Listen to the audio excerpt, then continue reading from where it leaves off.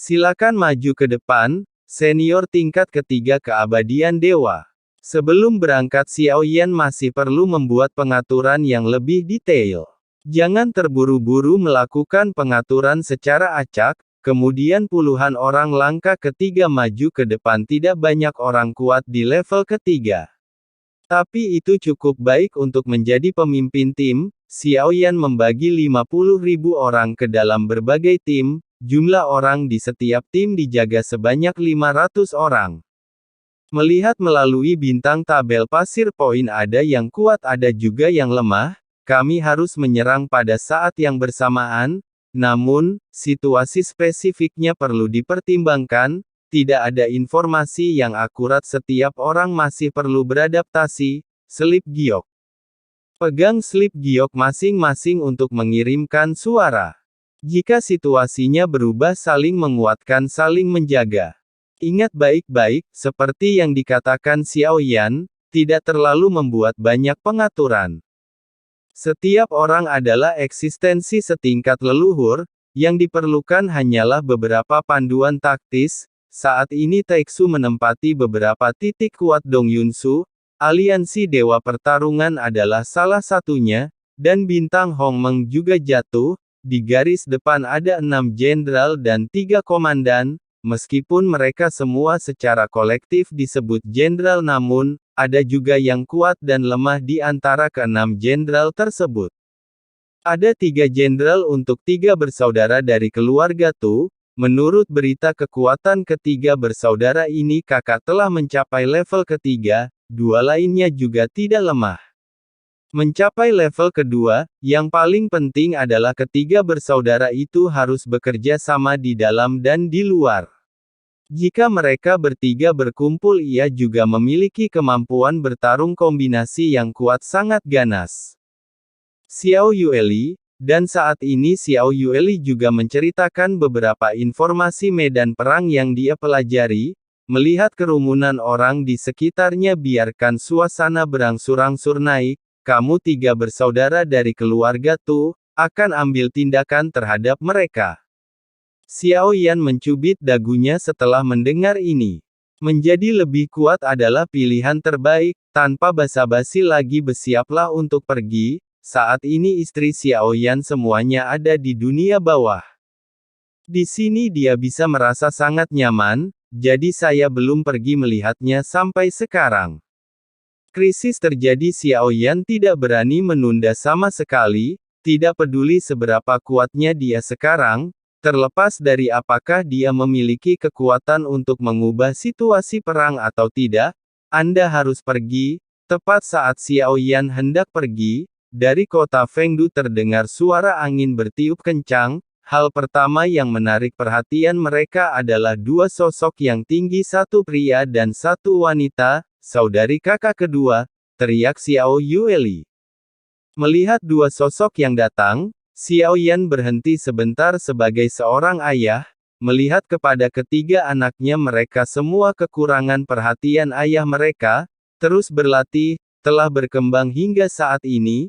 Mereka semua berada di bawah tekanan besar sebagai seorang anak. Mungkin keinginan terbesar dalam hidup ini adalah untuk diakui oleh ayah. Tidak terkecuali Xiao Xiao dan Xiao Lin. Xiao Xiao Sheng sangat mirip dengan Kai Lin. Ruangan tinggi bahkan lebih cekung dan cembung. Kini Ting Ting Yuli semakin hidup, kaki putih ramping terlihat di bawah. Jangan merahasiakan sosok sempurna Anda, terutama guncangan yang disebabkan oleh setiap putaran tubuh. Xiao Yueli tidak bisa menahan diri untuk tidak menundukkan kepalanya. Dia segera mengerutkan bibirnya. Alis Xiao Lin lebih mirip alis Xiao Yan, dan tingkat ketampanannya, karena suner dia tampaknya lebih tampan dari Xiao Yan. Xia Zhenghui datang ke sisi Xiao Lin, diacungi jempol. Bagus, lebih tampan dari ayahmu. Xiao Xiao dan Xiao Lin memandang Xiao Yan dan membungkuk dengan tangan terkepal. Panggil aku ayah. Xiao Yueli lebih ceria. Xiao Xiao dan Xiao Lin tercengang. Xiao Yan berkata, semua sudah dewasa, aku turut prihatin pada kalian bertiga. Aku belum bisa tumbuh bersamamu. Xiao Yan tersenyum pahit. Ayah, kita semua sudah dewasa, aku ingin melakukan ekspedisi bersama ayah. Xiao Lin berkata dengan serius.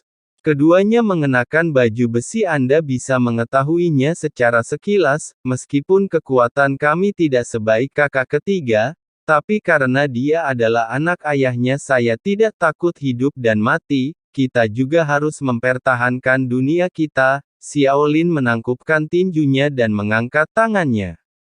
Merah matanya tegas seperti Xiao Yan sedang berjuang ketika dia masih muda. Seperti yang diharapkan, Putra Xiao Yan. Kalian tiga bersaudara tentu saja kami ingin pergi bersama, Xiao Yan melihat ketegasannya. Jika kamu menyimpannya di dunia bawah demi keamanan, mereka tidak akan pernah bisa benar-benar tumbuh. Saat keduanya datang Xiao Yan terkejut, tidak pernah memikirkan kedua anaknya. Dia benar-benar menerobos keabadian Kaisar bahkan mencapai langkah kedua. Keabadian Kaisar tidak sebaik Xiao Yueli, reinkarnasi Pluto tapi bakat mereka juga tidak buruk. Tapi saya juga bisa memikirkannya, mampu menerobos keabadian Kaisar, tumbuh di alam Dewa Api, mereka tidak pernah kekurangan sumber daya. Dan setelah tiba di dunia bawah dengan bantuan pendukung seperti Xiao Yueli, akan sulit bagi kedua bersaudara ini untuk tidak meningkatkan kekuatan mereka. Upaya mereka sangat keras, Xiao Yan tidak bisa membayangkannya, mereka tidak mungkin seperti Xiao Yueli, jadi kita harus bekerja 100 kali atau bahkan 1000 kali lebih keras, tentu juga mendapat manfaat dari keberuntungan menjadi ayahnya, Xiao Yan dan dunia sensi pasti akan menjaga mereka, di dunia bawah Raja Tianzang tidak ada di sini. Sebelum Xiao Yan selesai berbicara, Xiao Yueli segera berkata dengan serius, "Ayah, apakah kamu tidak membawaku? Ini pertama kalinya kami bertiga bersaudara berbagi perahu yang sama dengan ayah kami, kamu orang tua berani meninggalkanku, saya takkan berhenti menangis," kata Xiao Yueli. Xiao Yan tertegun sejenak. Melihat Xiao Yueli yang sangat serius saya hanya bisa setuju. Jangan khawatir ada seorang raja pemutar roda di dunia bawah, orang itu sangat pintar. Xiao Yan tidak bisa mengatakan apa-apa lagi, sekarang sudah diputuskan.